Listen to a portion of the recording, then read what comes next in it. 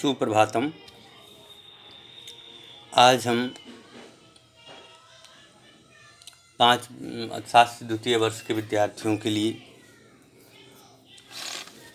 5वें 6वें गुणस्थान की चर्चा करेंगे। इस गुणस्थान में पहले हमने गुणस्थान की चर्चा की थी, जिसमें 5वें गुणस्थानवर्ती जीव की चर्चा की थी, नहीं, चौथे गुणस्थानवर्ती जीव की चर्चा की थी, और उसके पूर्व हमने 3 गुणस्थानों की चर्चा कर चुके हैं। 14 गुणस्थानों के नामों के संबंध में भी हमने चर्चा की है, और उसी संबंध में आज हम आगे के विषय की चर्चा करेंगे। तो सबसे पहले आज हम 5वें गुणस्थान को देखेंगे। उसके पहले जो 3 गुणस्थान हैं उनका संक्षेप में रूप देखते हैं। सबसे पहले हमने मिथ्यात्व गुणस्थान की बात की थी।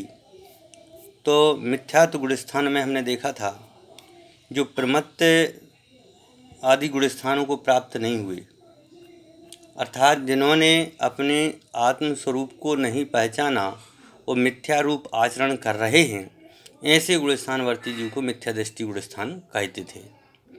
उसके बाद साधारण गुणस्थान की बात आई थी, तो उस समय चर्चा हुई थी कि जो जीव पहले गुणस्थान से ऊपर के गुणस्थानों में जाता है और उपसम सम्यक दृष्टि गुणस्थान से नीचे के गुणस्थान से आते हुए जो दूसरा गुणस्थान होता है, उसको साधन कहा था। तीसरा, इसी प्रकार से उपसम सम्यक दृष्टि जो है तीसरे गुणस्थान में जब आता है तो उसे सम्यक मिथ्या दृष्टि गुणस्थान कहा था। और चौथा असंयत गुणस्थान की चर्चा कल की थी, जिसमें हमने देखा था कि असंयत गुणस्थानवर्ती है, इसके पूर्ण रूप से अभी पक्का श्रद्धान नहीं है, अभी वह सामान्य रूप से ग्रस्त ही है और वह अपने आत्म स्वरूप को जान रहा है।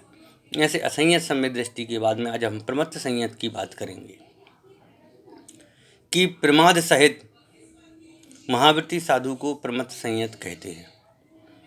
5 पापों का परिपूर्ण त्याग होने से संयम तथा प्रमाद सहित होने से इन्हें प्रमत्त कहते हैं कि 5 पापों का इनका पूर्ण रूप से त्याग हो गया है और अभी प्रमाद है, इसलिए प्रमाद होने से इसे प्रमत्त कहा।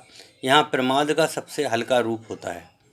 यह प्रमाद जो होता है वह संज्वलन कषाय का होता है। प्रत्याख्यानावरण अप्रत्याख्यानावरण संज्वलन, ये जो है कषाय हैं, ये सबसे पहली थी अनंतानुबंधी। अनंतानुबंधी के अभाव पूर्वक जो है चौथा गुणस्थान होता है,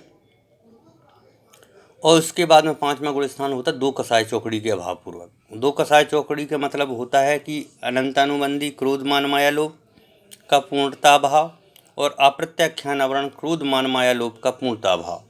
तो ऐसे 2 कषाय चौकड़ी, चौकड़ी का मतलब चतुष्क, मतलब में अनंतानुबंधी की बात करेंगे तो अनंतानुबंधी में 4 कषाय हैं। अनंतानुबंधी क्रोध, अनंतानुबंधी मान, अनंतानुबंधी लोभ और अनंतानुबंधी माया।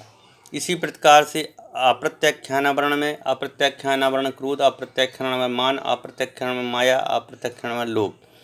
तो इसमें संजुलन की जो है तीव्रता है, किसमें है तीव्रता? तो चौथे गुणस्थानवर्ती जो जीव हैं उनके संजुलन कषाय भी है, इसलिए इनके संजुलन कषाय की प्रमाद होने के कारण से इसको प्रमत्त संयत गुणस्थान कहते हैं। फिर कहते हैं अप्रमत्त संयत कि जहाँ पर प्रमाद रहित अवस्था है उसे अप्रमत्त संयत कहते हैं। इसके 2 स्थान हैं, एक 100 स्थान अप्रमत्त है और एक 700 अप्रमत्त है।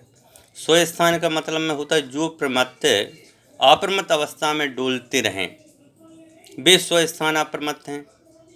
मतलब में कुछ ऐसे जीव होते हैं जो 7वें गुणस्थान में जाते हैं, मतलब शुद्धोपयोग में जाते हैं, और शुद्धोपयोग से शुभोपयोग में आते हैं। तो शुभोपयोग और शुद्धोपयोग की जो अवस्था है उसको 100 स्थान कहते हैं।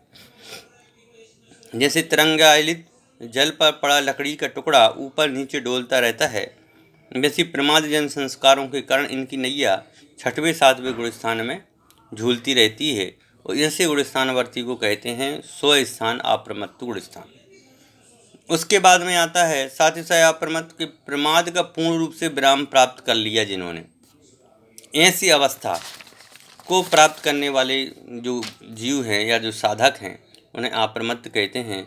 इस अवस्था को प्राप्त करने वाले साधक 8वें गुणस्थान के अभिमुख हो जाते हैं। ऐसे गुणस्थानवर्ती जो जीव हैं वह 8वें गुणस्थान में प्रवेश करते हैं और 8वें गुण स्थान की जो बात है उसकी चर्चा अपन अब यहाँ पर कल से विस्तार से करेंगे। धन्यवाद।